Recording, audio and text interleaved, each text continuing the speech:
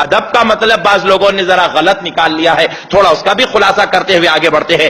ادب کا مطلب یہ نکال لیے، بعض گھروں میں رشتے کے لیے کسی لڑکی کا جو ہے بایو ڈاٹا پہنچتا ہے تو ماں باپ جیسے ہی دیکھتے بولے نہیں چاہیے یہ رشتہ، ہم کو یہ رشتہ نہیں چلے گا، ہم کو یہ رشتہ نہیں چلے گا۔ حالانکہ مشاہدہ کہہ رہی ہے تم اتنے زمانے سے کہہ رہے تھے گوری لڑکی ہونا، لیجئے وہ لڑکی گوری ہے، بولے خد اس کا اتنا ہونا، آپ کی خواہش کے مطابق وہ لڑکی کا خد بھی ہے، آپ بولے اس کے بال اچھے ہونا، وہ لڑکی کے بال بھی اچھے ہیں، آپ بولے کہ اس کا باپ کچھ جو ہے جہیز میں پیسے دے دے، سامان دے دے، اس کا باپ جہیز اور سامان دینے کو بھی تیار ہے، پھر آپ یہ لڑکی سے رشتہ کیوں منظور نہیں کر رہے ہیں؟ تو لڑکے کی ماں جواب دیتی ہے نہیں نہیں ہم اس لڑکی سے رشتہ نہیں کر سکتے۔ پوچھا کیوں نہیں کر سکتے؟ جواب دیتی ہے کہ یہ سیدوں کی لڑکی ہے، یہ لڑکی سید ہے، ہم سید لڑکی سے رشتہ نہیں کریں گے۔ نعوذ باللہ، کیا سید ہونا استغفر اللہ اس بات کی علامت ہے کہ ان سے رشتہ نہ کیا جائے؟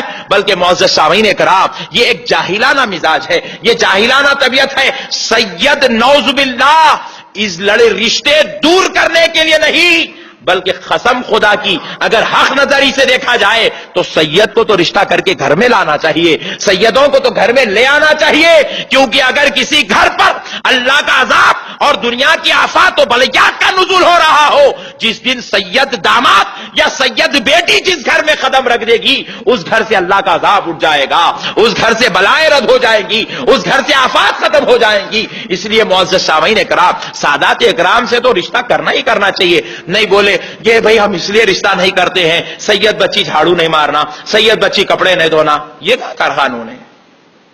یہ کہاں کا قانون ہے؟ اجی سیدوں کی ماں حضرت فاطمہ الزہرا کی آپ سیرت اٹھا کر دیکھیں، آقا نامدار مدینی تاجدار صلی اللہ علیہ وسلم ایک بار اپنی بیٹی سیدہ فاطمہ کے دست اقدس کو پکڑے تو حضرت فاطمہ کے ہاتھ کے گھٹے آقا علیہ السلام کو چبھنے لگے، آقا علیہ السلام کو چبھنے لگے۔ نبی پاک نے اپنی بیٹی سے پوچھا بیٹی یہ کیا بات ہے؟ آپ کے ہاتھوں پر یہ گھٹے، یہ چمڑے اکھڑتے ہوئے کیوں نظر آ رہے ہیں؟ کہتے بابا جان ہمارے گھر میں جو اکلی ہے جس میں ہم جواری پیستے ہیں، جس میں ہم دھان پیستے ہیں، بابا جان وہ اکلی پیسنے کی وجہ سے میرے ہاتھوں کی یہ حالت ہو گئی ہے۔ اللہ اکبر۔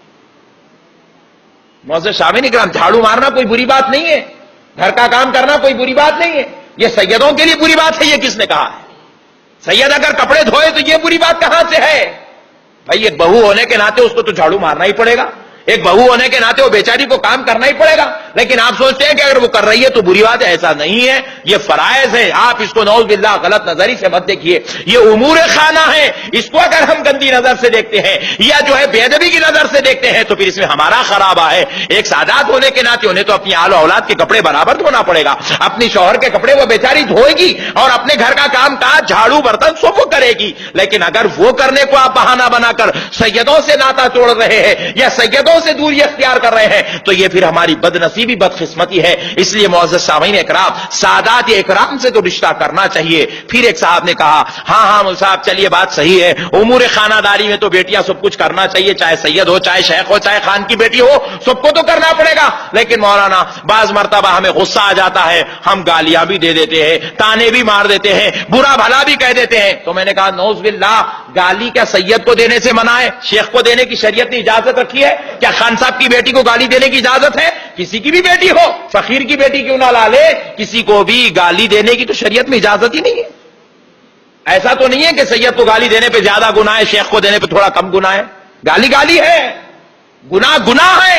اس لیے معزز سامعین کرام، یہ ہماری جو تنگ نظری آج ہماری طبیعتوں میں اندر یہ جو جاہلانہ مزاج آ گئی ہے، ہم اس کو ذرا نکال کر پھینکیں، سادات اکرام سے رشتہ جوڑ لے۔ بلکہ معزز سامعین کرام غور کیجئے، میں نے جو دیکھا ہے وہ بات آپ سے عرض کر رہا ہوں، جتنے بھی غیر سید علماء ہیں، جتنے بھی غیر سید علماء ہیں اور جتنے بھی غیر سید اللہ والے ہیں، اولیاء اللہ میں سے ہیں، پیران کامل ہیں لیکن غیر سید ہیں، تو ہم نے دیکھا ہے انہوں نے اپنی بیٹیوں کو سیدوں کے گھر میں دیا ہے اور انہوں نے سیدوں کی بیٹیوں کو اپنے گھر لایا ہے، اس لیے کہ جو سید سے رشتہ جوڑتا ہے اس کا رشتہ رسول اللہ سے جڑ جاتا ہے، اس کا رشتہ رسول اللہ سے جڑ جاتا ہے۔